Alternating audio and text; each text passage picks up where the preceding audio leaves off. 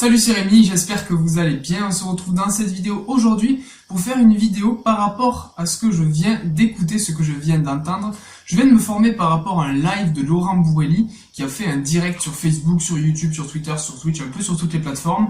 Il a fait un direct qui a duré plus d'une heure, qui était super intéressant. Il parlait du référencement naturel, donc pour ceux qui ne le connaissent pas, Laurent Bourrelli est une ponte en gros du référencement naturel. Il est à l'origine du système du cocon sémantique. C'est lui qui a pondu cette idée et au final qui a été très utilisé par d'autres référenceurs et qui est utilisé comme technique pour améliorer son référencement naturel. Alors qui je suis pour vous parler de ça? Je suis Rémi Fonvier, agence web digitale spécialisée WordPress. Je m'occupe de la communication digitale et du référencement des entreprises, des chefs d'entreprise ou même des débutants qui veulent développer leur visibilité à travers le web.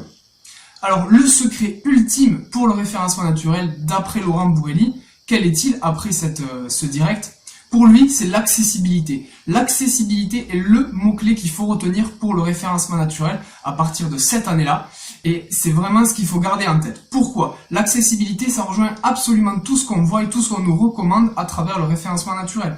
Premièrement, la sécurité. Un site qui n'est pas sécurisé ne sera pas ou peu accessible. Vous avez des sites internet qui ne sont pas sécurisés, on voit, il y a marqué non sécurisé, et il reste quand même accessible. Par contre, quand il y a des sites internet qui ne sont vraiment pas sécurisés, il y a carrément une page qui est faite par Google en disant attention, ce site n'est pas sécurisé, voulez-vous continuer? C'est un petit bouton où est-ce qu'il faut cliquer, donc c'est vraiment pas recommandé. Là, on a un site qui n'est pas accessible. Google le rend inaccessible du fait qu'il ne soit pas sécurisé.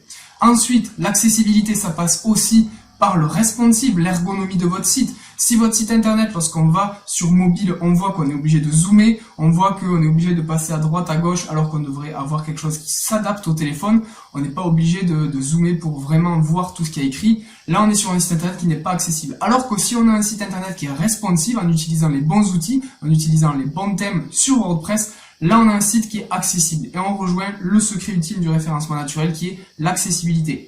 Ensuite, on passe aussi par le temps de chargement. L'accessibilité, c'est le temps de chargement. Pourquoi? Vous allez sur un site internet, s'il met plus de 5-10 secondes à charger, votre site internet est moins accessible. Donc du coup, les moteurs de recherche indirectement, attention je dis bien indirectement, vont le pénaliser.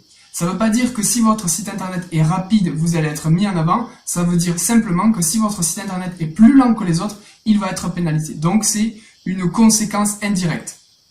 Donc l'accessibilité, ça passe troisièmement par le temps de chargement de votre site internet. Également les performances de votre site internet.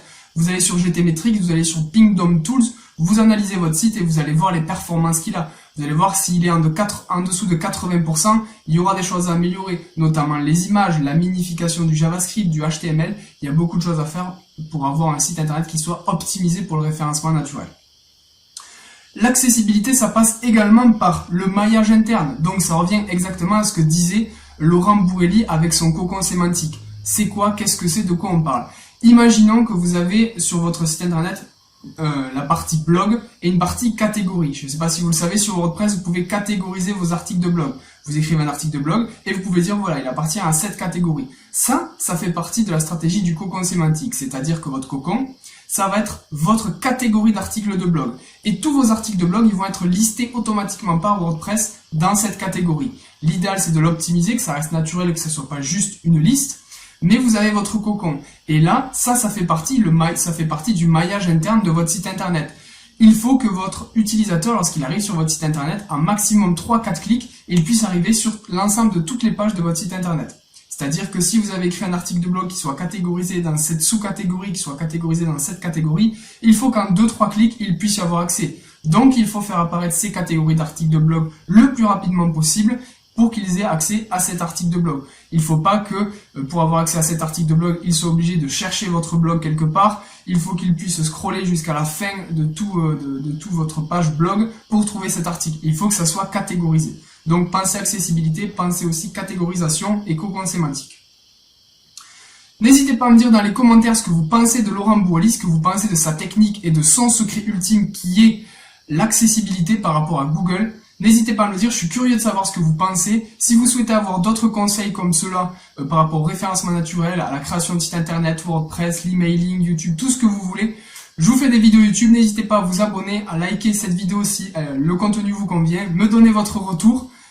Par rapport à cela, si vous voulez aller encore plus loin que tous ces conseils, dans la description de cette vidéo, vous cliquez sur le lien et je vous donne accès totalement gratuitement à une formation, un guide offert sur la création de son site internet, le fait de le référencer, d'avoir des visiteurs et de trouver ses premiers clients. Vous cliquez, vous avez tout en description, tout est offert.